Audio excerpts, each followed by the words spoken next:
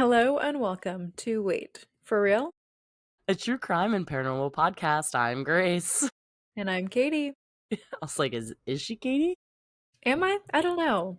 I like to I don't. always just get her flustered right before we start. She does. She always has like a last minute comment on something. Yeah, it's what I do best. I can't help it. The I love that. aggressive breathing into the mic. Sorry. I can't hear myself. It's so hard. It was Like just really I feel funny because the way it's like you sighed, so like you're like, I'm fucking over this shit. That was the like sigh you just did. when your cat sighs and you're like, what could you be sighing about? That's what it felt like. Literally, Pancake has been.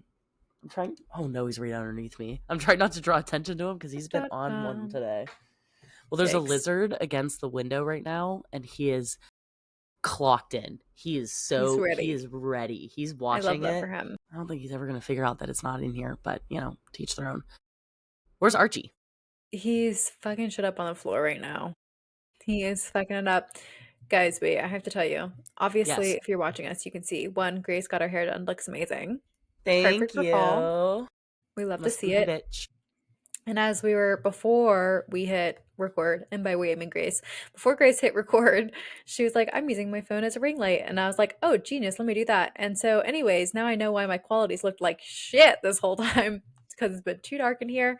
And also now it's somehow too light and there's shadows everywhere, but we're just gonna have to deal with it, you know? One day Listen, we'll it'll be take perfect. shadows. Today's not the day. Yeah. Yeah. Well, did you move with your ring light or no? Mm-mm. Yeah, I No. was gonna say that probably didn't make the cut. So yeah, phone ring light it is. Yes.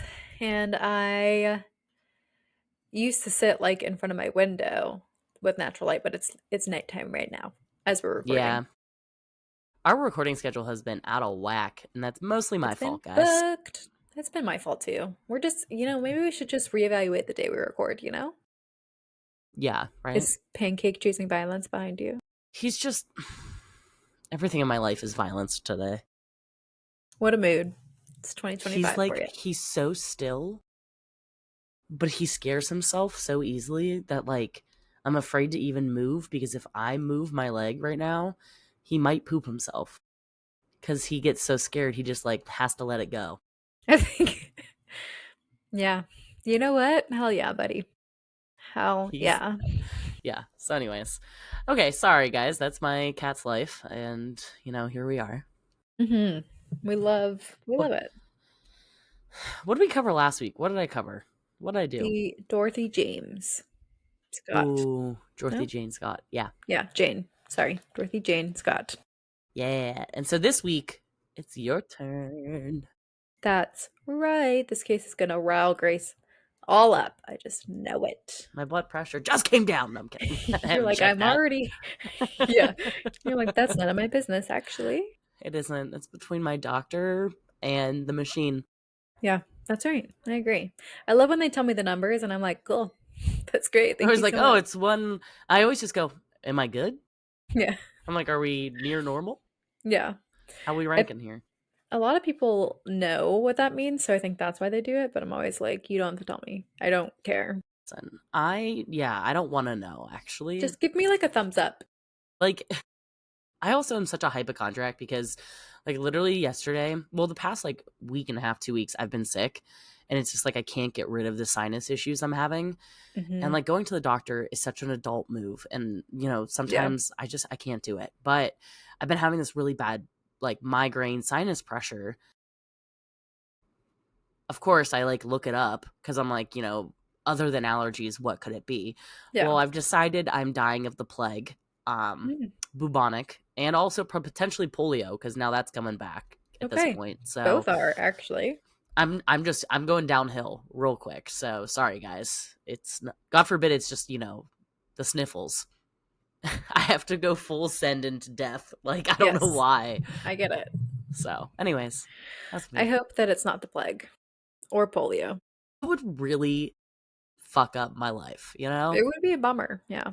I was looking up because I was wondering how you get the plague because I thought the plague came from rats and shit when you were.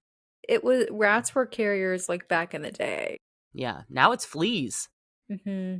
Wait, did you know this? Of course you knew this. Yeah, because I'll get articles being like, the bubonic plague, there's been 3 cases in California. It's like every year there are cases. It's just that it's like there's yeah, people just don't Can you notice until imagine being there's like, oh, can't be in the podcast this week. I got the plague. no. I wonder how long the recovery time is on it. I'll have to look it up later. Yeah, I wonder what the survival rate is. Well, I think it's like curable now, isn't it? No, it is. It just I think it's like one of the things you have to catch it early on though. Yeah. I We're also not had a medical fear. professionals. I No. think you guys know that, but just if this is your first time listening, this is not medical advice. Okay. Yeah, I'm just gonna shut up because I had other thoughts, and I'm like, no, Grace, don't put those into the universe.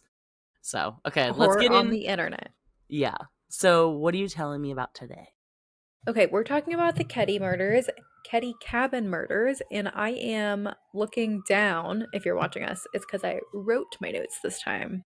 She loves She's to fancy. handwrite. She loves It's to true. handwrite. And the siren is a paid actor. I know. Dang, they're Perfect coming timing. right past your house. There have been so many today.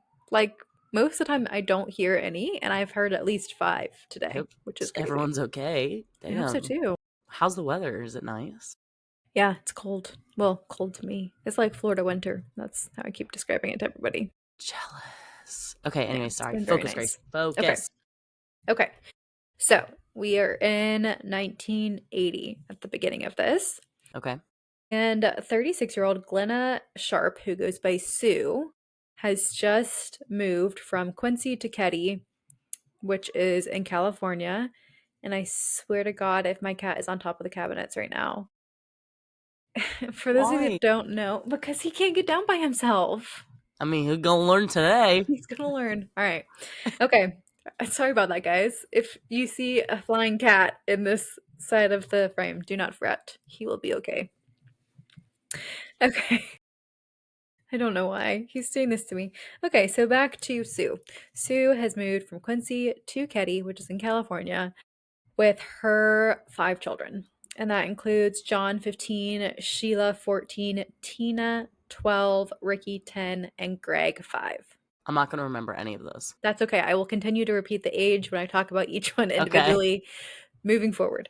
So, on April 11th, 1981, so now we're moving into 1981, she had given the okay for Ricky, 10, and Greg, 5, to have their friend Justin Eason. Now, the thing with this case is there's a lot of differing information, and so I just went with what I could find the most evidence of.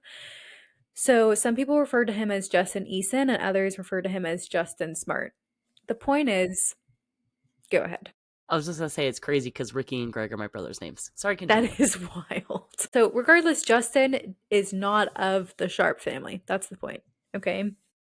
And he is 12. Can't remember if I already said that. And he had just moved in with his mom and his stepdad, Marilyn and Martin Smart, who live in cabin 26. So the Sharps live in 28. It's weird that it's like a just numbered cabins where they're living. Yeah, they're like legit. This is like part of a thing called Keddie Resort. They're Okay. like just cabins. And Sue isn't really that worried about having an additional kid because Sheila, the eldest daughter, who is 14, is going to stay at a friend's house at another cabin. Okay.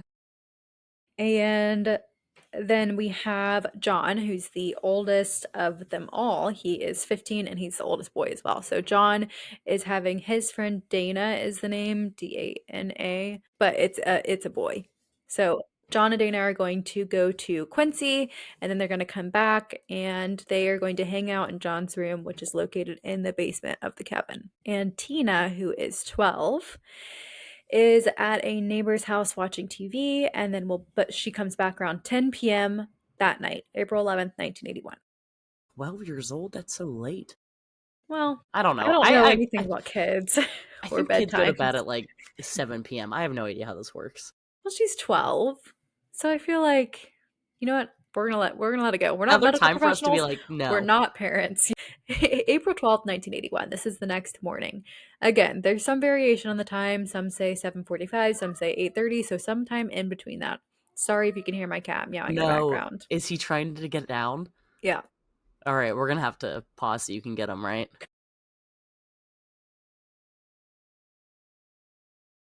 Okay, I got my cat down. He's fine now, in case He anybody was was worried. yelling. That's He hilarious. was. Yeah, he knows. As we were like, oh, he'll be fine. Like I was like, he'll figure it out. He figured us out by yelling.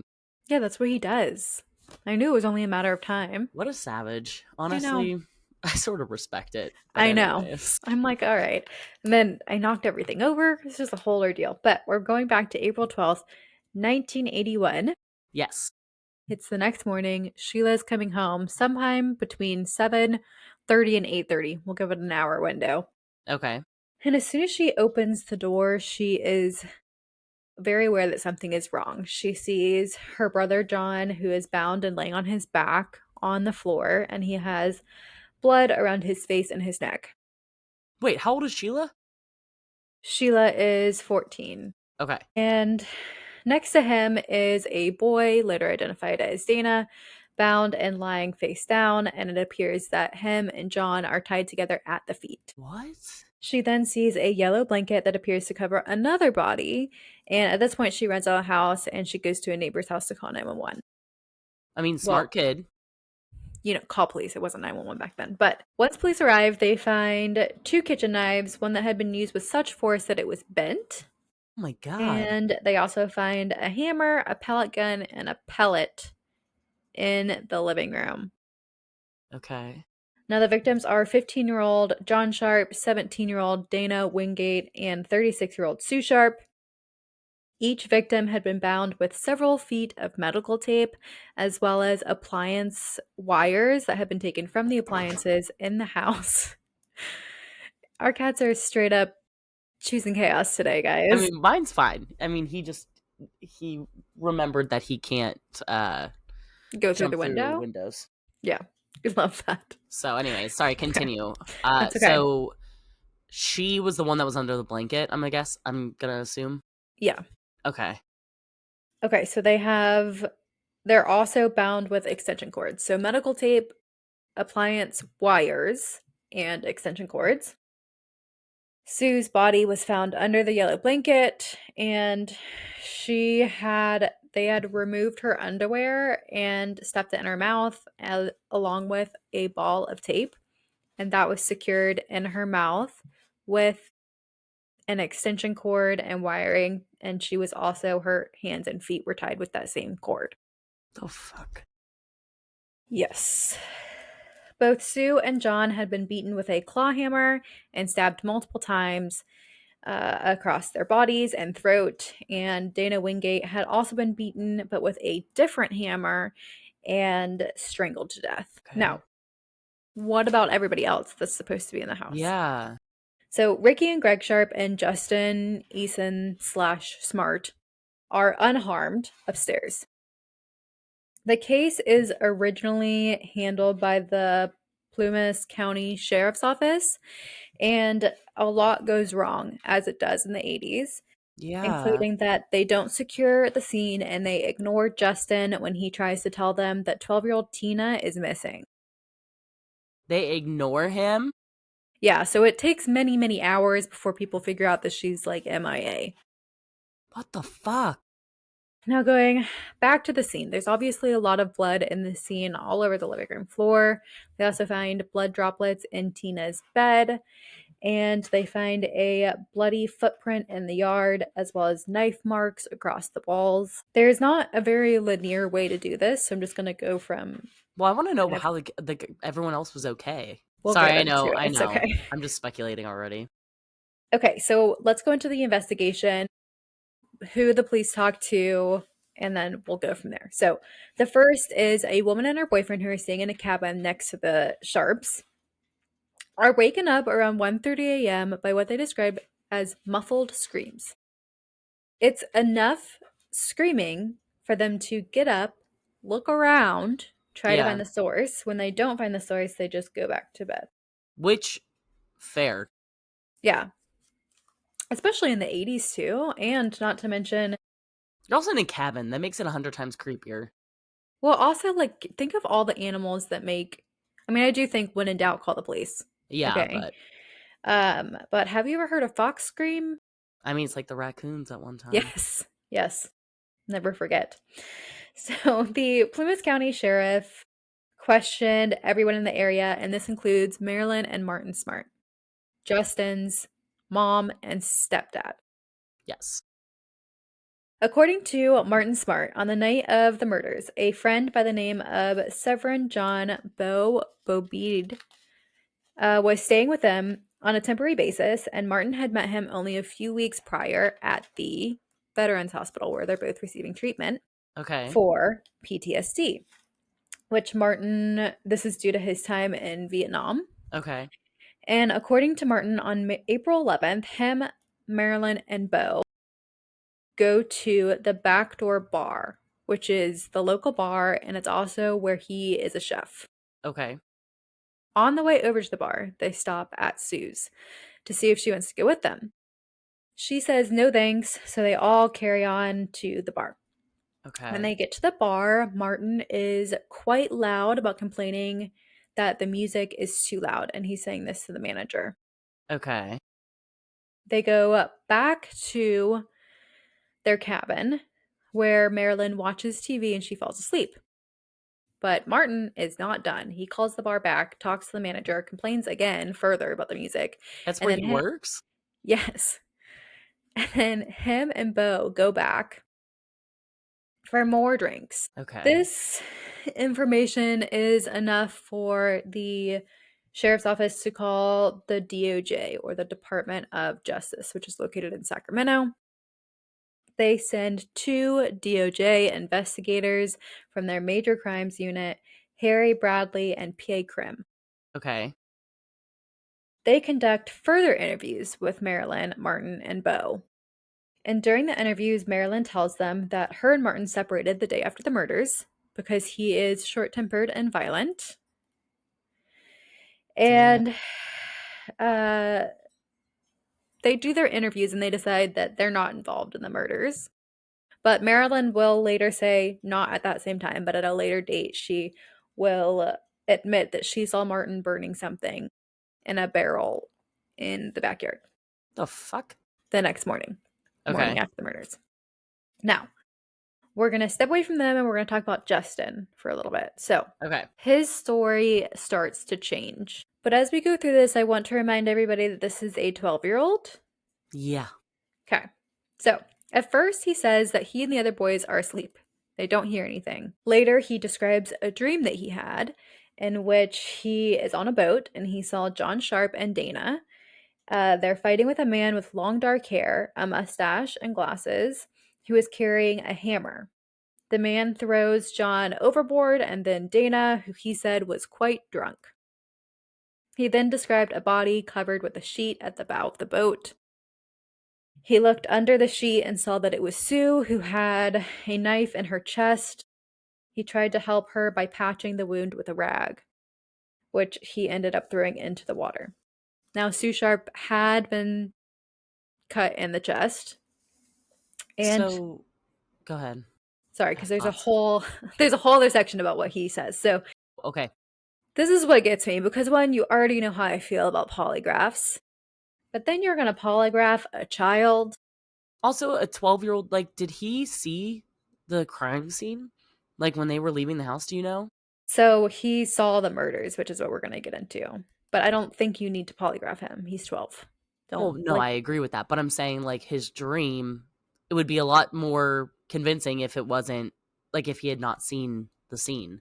yeah, so this is what he eventually says. So he says that he thinks he did see the murders. And he said that a noise woke him up in the middle of the night. He gets up, he looks through the door that goes into the living room.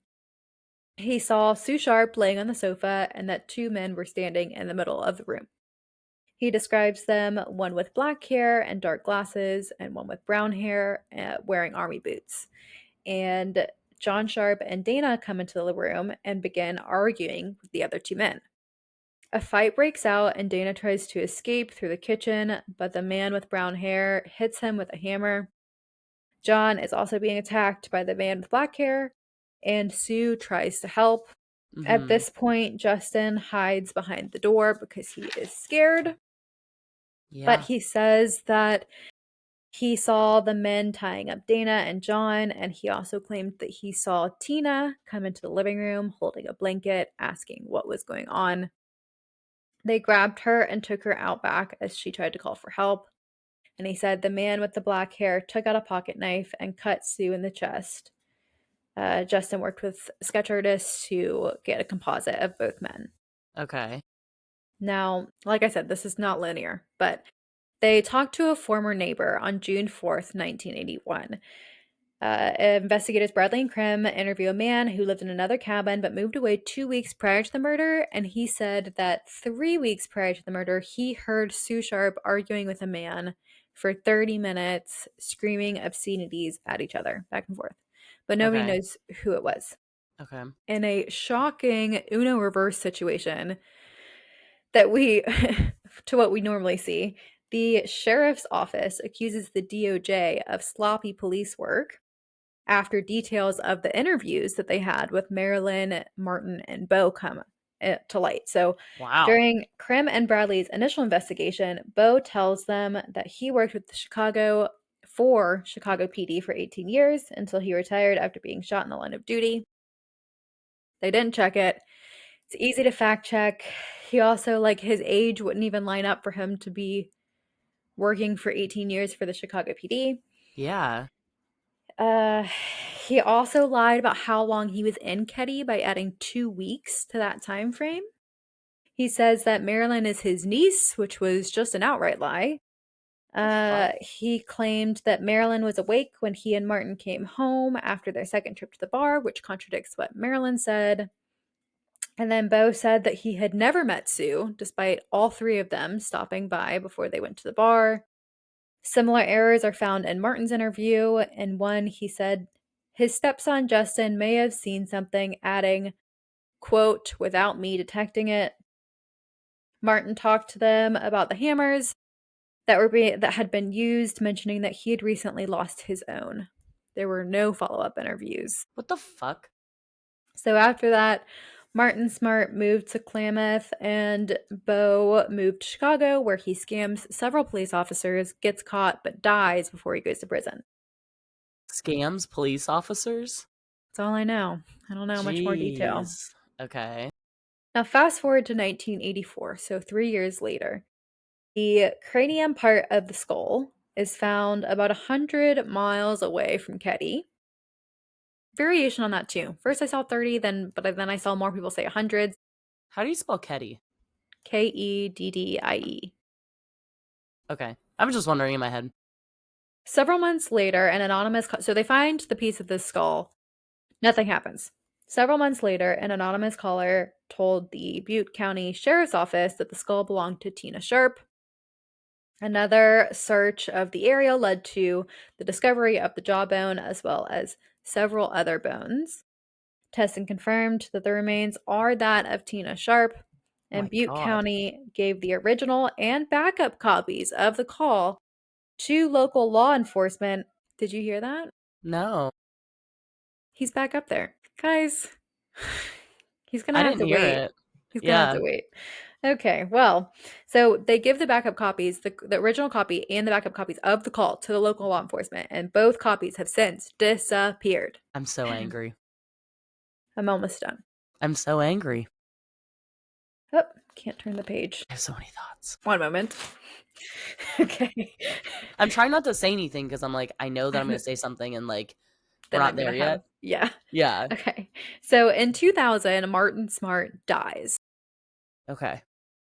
Now, I just feel like every time I turned in this story, nothing could have prepared me for what happened next because not long after his death, his therapist tells Plymouth County Sheriff's Office that Martin had confessed to killing Sue Sharp because she was trying to convince Marilyn to leave him. But he never What? mentions John and Dana. In fact, he says something along the lines of he confesses to killing the mother and her daughter, but had nothing to do with the boys. Which me? Okay. He told the therapist that it was easy to beat the polygraph and that he and Plumas County Sheriff Doug Thomas were friends and they even moved in together at one point. Now, on March 24th, 2016, Oh a my god. hammer is found matching the description of the hammer that Martin Smart claimed was missing 2 days after the murder. And according to at the time, current Plymouth County Sheriff Hagwood, it appeared the hammer was put there intentionally. What he means by that is this was found at the bottom of a dried up pond. So it was a pond, dried up, there's the hammer. Okay. 2018, this is the last thing. In 2018, DNA from a piece of tape is linked to an unknown living suspect What? that What does that doesn't even point mean? to either of the other two men. Like they know who the suspect is and they're not telling us? I don't know. There's no like clarifying information. Okay, so who were the ones that survived? The kids? So it was Greg and Ricky. Ricky Yeah. and Justin. Sheila. She well, So Sheila, who wasn't there, but she's right. still so from the Sharp family, it's Sheila, Ricky, and Greg. And then Justin was the stepson. So Okay. he survived. He was in the house. What the fuck? But it's also bizarre that I mean, it's not that bizarre because your brain does crazy things that he Yeah. wouldn't have picked out if it was Martin. Yeah, I mean, well, one, to have a 12-year-old recount this several times is also not probably the best idea, but to each their own. I No, wonder, definitely would not. so what do you think happened?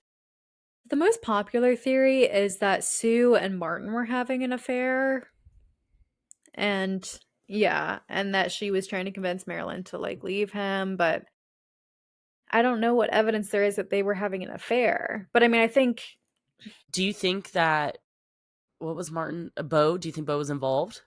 yeah, 100%. Yeah, I think it was the two of them. Yeah.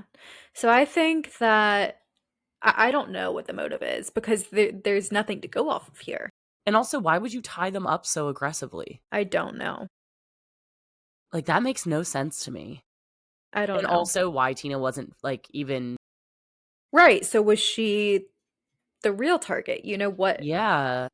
It's just like for it to be like a crime of opportunity, like that's crazy. No, this seems premeditated. It's just fucking nuts. I mean, they had to Yeah. well, they didn't have to bring medical tape for all we know it could have been there, but Is this resort still there? no, I think it kind of fell into ruin a little bit later on. I don't think because of this, Do but you know, like, anything about who survived? Like, about Ricky, Greg, mm, or oh my god, can you I don't even know how you come back from that. You no, don't? you don't. You don't. Yeah. No. So you're saying that there's nothing, they will never know who did it. I'm not saying we'll never know who did it. I mean, But I I mean, think like, that ship has probably sailed. yeah. I mean, a lot of people think that it was like police corruption, which Well, is, yeah, fair obviously it for sounds sure. like there's a lot going on there. How do you lose the original and the backup? Yeah. Like, come on, that's bullshit. Yeah. And the thing that's crazy is cops still do that type of shit today. I know. I know. And I just like there's way too much evidence for you to not know who did it. Also, like, Yeah. hello, he confessed several times basically. What the fuck? Was she sexually assaulted? I don't know. That's the thing is like what happened? There's no information on like, okay, well what about Tina? Like what did they do to try to find her? You know what I mean? There's no information on what Right. search they did, Or if like they even did what one. right. I mean, I think that they would. There's some like information on maybe the FBI being involved. It's just Yeah. a bare bones case. Case. Which is insane because so many people died. Like, to have 3 people just, like, murdered like that, Yeah. and then 4, that's insane. Yeah. I wanna know, 1, I wanna know how they're all doing today, the ones that are who survived. Yeah. I wanna know, I'm surprised this isn't, like, a Netflix special. Like, this is a case where I'm like, have you seen this somewhere? I haven't. It doesn't mean that it doesn't exist. You Let's know what I mean? see. Like, this is like some unsolved mystery shit right here. No, it's a little bit more gory than that, but Let's see. I don't know. That's crazy. I know. Ugh. I want to know why they were tied up so aggressively. That's my main question, I would say. Well, I think they tied up the boys because, They were trying to intervene. right. But yeah, but I mean, they used several different types of material. I know. And like to go and get the appliance like wires is crazy.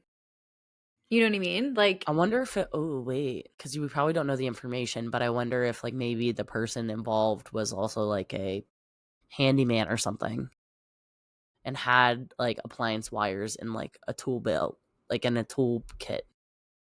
I don't know. If you think about it, I mean, they would have the hammer, they would have tools. I don't know, just a thought. Just the whole thing is so bizarre.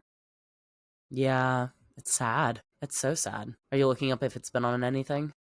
Yeah, there's no real um big documentaries on it. There's like a YouTube one and Yeah. then one full-length docu-series. Hmm.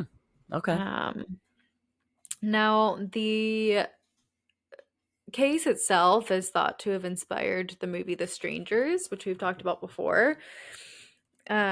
Although there's never been a full link between the two. So Yeah, if you watch The Strangers, like it's similar in that it's a cabin in the middle of nowhere where some intruders break in.